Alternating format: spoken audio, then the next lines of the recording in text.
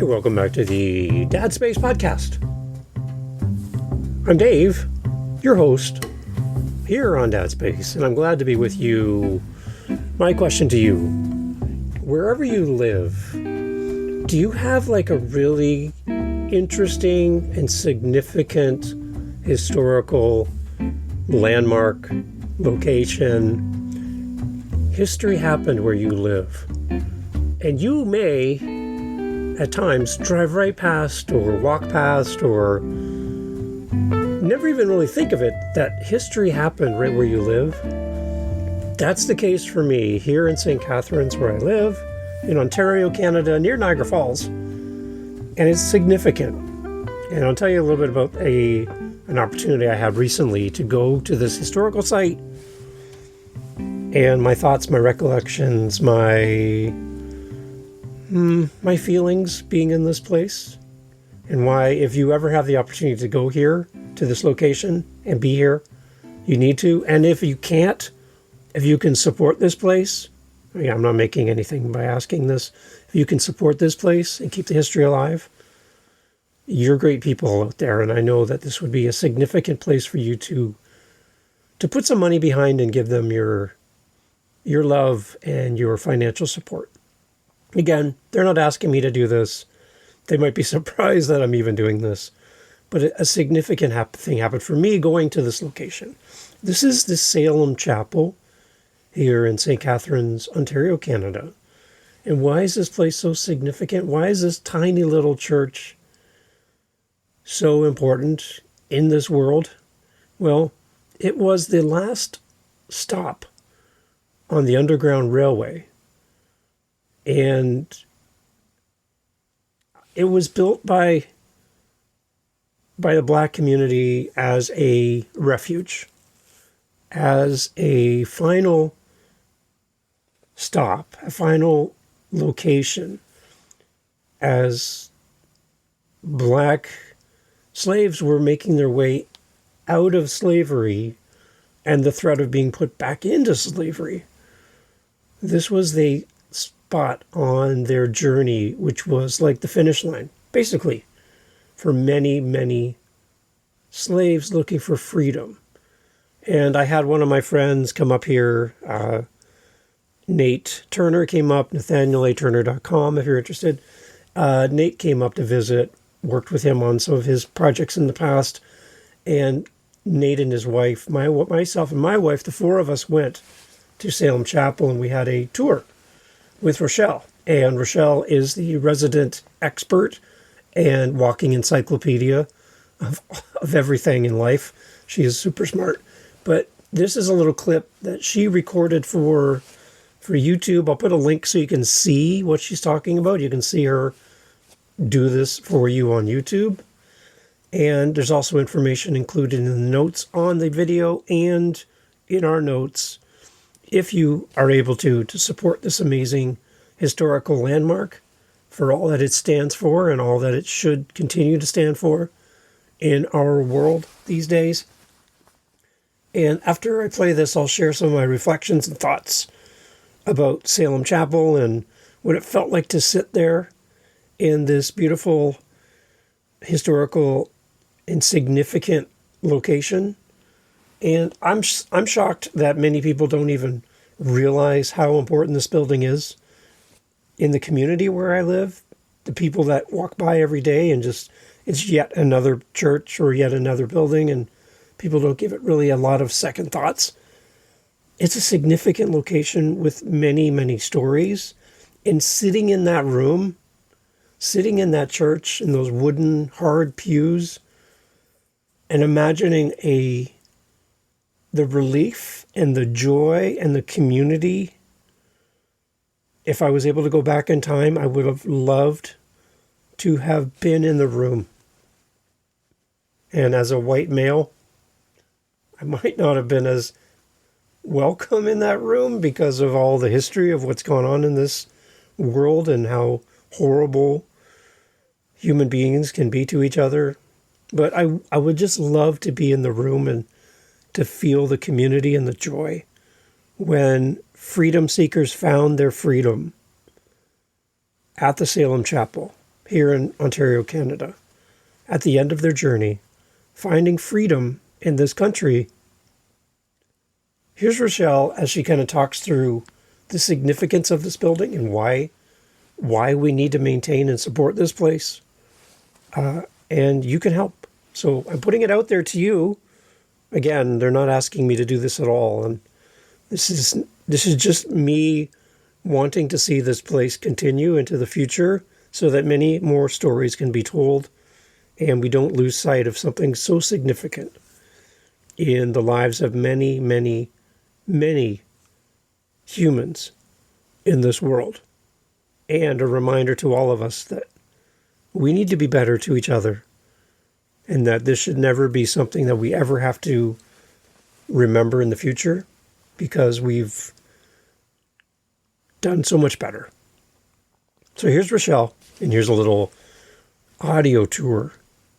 But as well, go check out the link in the show notes. You can see the video of this clip, and you can experience it yourself. So here's Rochelle from the Salem Chapel. Hi, my name is Rochelle Bush. I'm the trustee and resident historian of the Salem Chapel British Methodist Episcopal Church, Harriet Tubman Underground Railroad National Historic Site, and that's where I'm actually standing right now. So the Salem Chapel was built by courageous African-American freedom seekers who arrived by way of the Underground Railroad. It stands today as a monument, a tribute to those who escaped from slavery. This church is actually the third church in the city of St. Catharines. The first church was constructed between 1814 and 1820. Around 1824, when William Hamilton Merritt started to construct the first well and canal, the Black community was relocated to this neighborhood. At that time, we built the second church. It housed about 70 members. Fast forwarding a little bit, the U.S. government decides to pass the 1850 Fugitive Slave Law, which meant any freedom seekers, runaways or fugitives living in the northern states, or any free blacks living in the northern states could be captured and returned to slavery. So if they were a free black, they would be enslaved for the first time. It was decided then here in St. Catharines that we needed to build a larger church to support the growing congregation. And that's where we're at now. So this church actually opened on November 4th, 1855. You may know that this church is where the famous freedom fighter or fugitive abolitionist Harriet Tubman worshipped when she was a resident of St. Catharines between 1851 and early 1862. So she was born enslaved in Maryland around 1820, maybe 1822. We're not sure because dates of birth for enslaved people were not recorded. What we do know is that she escaped from slavery in 1849. She settled in Philadelphia for a brief period, and after the 1850 Fugitive Slave Law passed, she extended her Underground Railroad route here to St. Catharines. St. Catharines was a hub or a center for abolitionist activity. One of the famous figures that often came through St. Catharines was one of her colleagues, Frederick Douglass. And he said the Underground Railroad had many branches, and he identified them: Baltimore, Wilmington, Delaware, Philadelphia, New York City, Albany, New York, Syracuse, Rochester was where he was the station manager, Suspension Bridge, where freedom seekers crossed into Canada, and then he identified St. Catharines as the last stop on the Underground Railroad. It's my hope that one day you'll be able to visit the Salem Chapel and learn more about our famous member, Harriet Tubman. So there you go. Some background and history and story around the Salem Chapel. And when I went with my wife, Jan, Nate, and his wife as well, the four of us went, it was amazing because Rochelle took us through. She gave us the tour, really hands-on, answered questions, and then just gave us free time to wander around the room and wander around the building. And what an amazing feeling. There was one point, there's like an upper level that looks down into the congregation from above, and it kind of wraps around the room, and you can sit up top and look down. And as I'm sitting there, I was by myself, like everyone else, kind of milling down below, looking at the artifacts and the images on the wall and the pictures and all of the historical items from the building and the history of the building.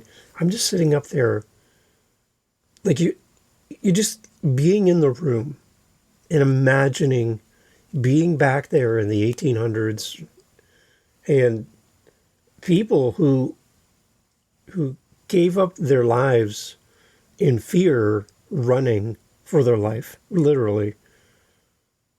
People smuggling people across the border, people facing the threat of being caught as people escaping or people helping people escape. The whole story about Harriet Tubman and who she was and how amazingly brave she was in those days when women weren't like today. Their lives were completely different back then. Being a woman and being a black woman on top of it, the struggles, the fight for her to help people find freedom. I'm like, what a story. And you think about how hard it is today to travel from, say, Canada to the southern states, for example, like how long that takes by flight. Like jumping on a plane and you get an air-conditioned flight all the way there and everything's pretty comfortable.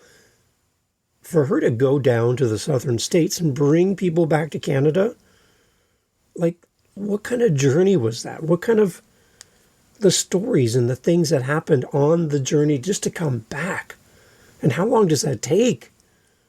Like, and the fear of being caught, the fear of being put in jail or killed or captured for what you're doing as you bring people to freedom. I'm just so in awe of this story. But again, the other part that really kind of sat with me while I sat in that wooden pew up in the top section of Salem Chapel was just the overwhelming sadness that we as human beings can treat each other in a way that devalues humanity, that devalues who we are. And in a roundabout way, I feel like we still haven't graduated from that in the general day-to-day of just how we treat each other. Now, it's taken on different forms. It's getting better. Like, is it perfect? Oh my gosh, no. Obviously, there's so many things in the news that does not tell us we're doing better. But I think if we lose track of history, we lose track of who we are.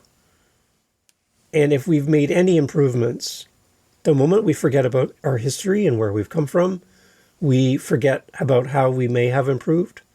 And we can easily slide back into treating people as they're really not a human being. And I just sat in that upper section of the Salem Chapel thinking, like, how did we get here? How did this happen?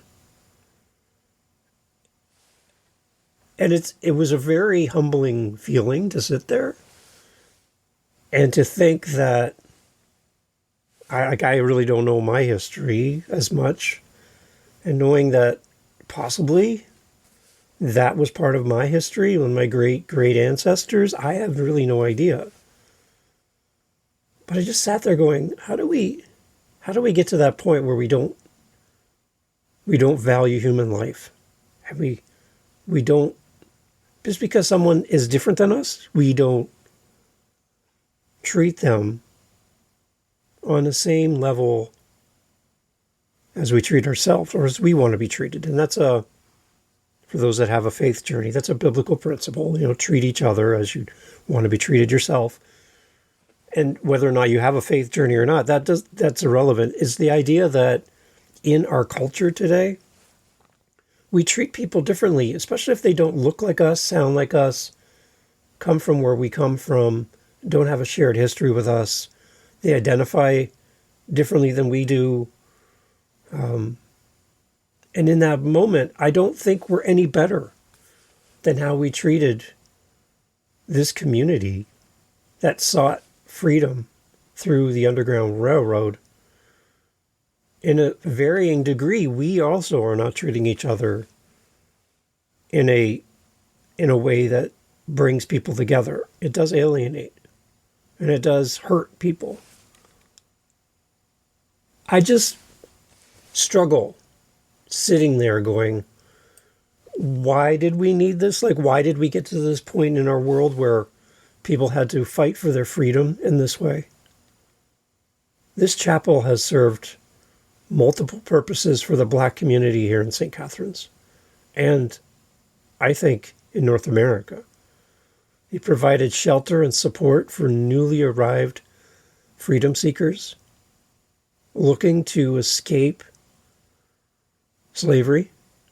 It acted as a gathering place and a support network for newcomers coming to Canada and coming to this city in particular.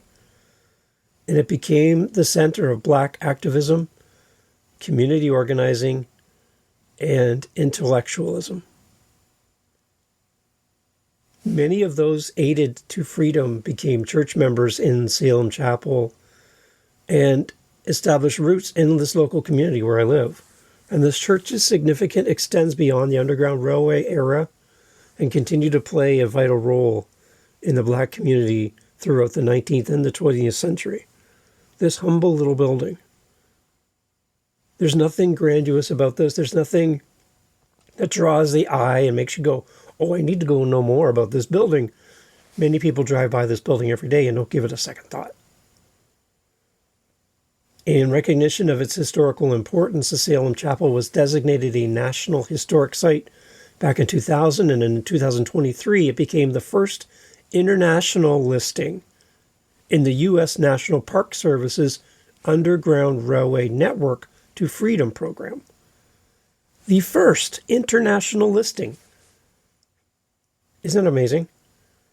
Further cementing its pivotal role in the history of the Underground Railroad. So to my U.S. listeners, and I know there's many that listen to Dad Space, and to the Black listeners of this show, and to anyone who values history, and to anyone who would love to see an historical location of this significance continue into the future. If you've ever wanted to support anything in this world, and I know there's people here who listen to the show, and for you to make a donation, a significant donation to something of importance and value in this world, could be something very easy for you to do. There's other people like me and others listening where any large donation would be hard for us to do. But even the smallest donation would help this location continue, and Rochelle and her team to continue doing tours and raising the education of this location and the significance in our world. I see the Salem Chapel as a hub for remembrance, for making us all better humans. If you ever have the chance to travel to Ontario, Canada, the Salem Chapel is relatively close, not a far drive from Niagara Falls, Ontario, Niagara Falls, U.S. So after you're done doing the tourist traps and you want to connect with a location that is significant, make sure you reach out ahead of your trip and connect with Rochelle and her team. Again, all the links will be in the notes.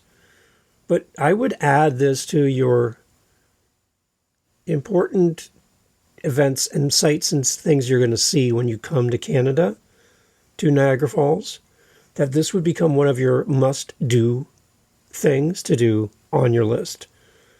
It's a very humble little neighborhood. It's an area that a lot of people just drive through and they really don't give it a second thought. So I'm asking you, if you're making any trip to Niagara Falls, Ontario, Canada, to put the Salem Chapel on your list, to come and sit in that same pew that I sat in, and remember, celebrate the freedom that was given to people through this location and through the amazing work done by Harriet Tubman and all those involved that brought people to freedom. It just, for me, I wanted to share this with you because it was a significant moment for me. growing up, my parents had a great relationship with a black family from Northern Ontario, Canada, that they grew up with. And they're the Douglas family. And the Douglas family had many kids. And it's interesting because they grew up in a time when they had to fight, even in a small community, for their significance. But many of these people in this family went on to be like ministers. One became a police officer in Ontario. And that police officer invested in me as a young kid, showing up at our home and being a great example, not just of a strong black man, but a strong black man as a police officer. And the respect that I had for him. As a child growing up, he was bigger than life to me. And my family always encouraged me. It didn't matter what color your skin was. Didn't matter where you came from. You honor and respected authority as a police officer. You honor and respected each other. And that was like one of the best feelings ever. For me, I never really saw this whole black-white thing to be such an issue because I was surrounded by amazing people who, to me, there was no color for me to be the focus of my attention. This is my friends, this is my extended family, and I was brought up in a world where you treated each other better than you treated yourself. So for me, it just made me think, wow, sitting in Salem Chapel, I just feel like we as human beings have so far to go to do better in life. And if you can, again, help this little chapel continue running, small little community now that supports and maintains this building, I would love for you to make a donation to them or reach out to them and see what you can do to help them. They're always looking for help and support and encouragement. And again, this isn't a place I would add to your list of things to do. If I was coming to Niagara Falls as a guest, as a visitor, I would almost go to the Salem Chapel first and then go do all the tourist stuff. It is that significant of a location. It's humble. It's meek. It's a gentle place, full of reflection, full of history. And if this is any part of your story, please add this place to your locations that you're interested in and you need to know more about. Thank you for listening to the show. Thank you for listening to me kind of unpack this in real time with you on the podcast. And again, the moment you look at somebody in your world and make them smaller than you, I want you to realize that we need to do less of that. And even if you don't agree with somebody, they have a different political view, they have a different orientation, they show up in this world different than you do. Instead of taking out your attacks on them, find something of commonality, humanity that we both share and celebrate that. We're allowed to be different, everybody, and we're allowed to live our life without judgment, and we're allowed to live our life without fear. So please, be kind to each other and remember your history. Because without history, there is no future. Thanks for listening. Hey, thanks for listening to Dad Space. Thanks for hanging out to the end of the podcast. That's a great sign to wherever you're listening to this podcast, YouTube, Spotify, Apple, fill in the blank, that this was a good podcast to send people to. So simply by listening to this point of the podcast, you're helping the show grow. So good on you. Thanks for helping us grow Dad Space. If you want to help us fill our cups over at Dad Space, head over to dadspace.ca. Dadspace.ca, simple website, right? Dadspace.ca. You can fill up our coffee cup, which helps us then to keep moving forward with the podcast and use our Buy Me a Coffee link over at dadspace.ca. Thank you for being here. Thank you for supporting the show. Thank you for coming back, and thank you for sharing. Because the more dads we can help, the better. We're all here to help each other grow in community. That's what it's all about. And without you, podcast is pointless. There's no reason to do any of this. So you being here means everything. See you at dadspace.ca. Take care.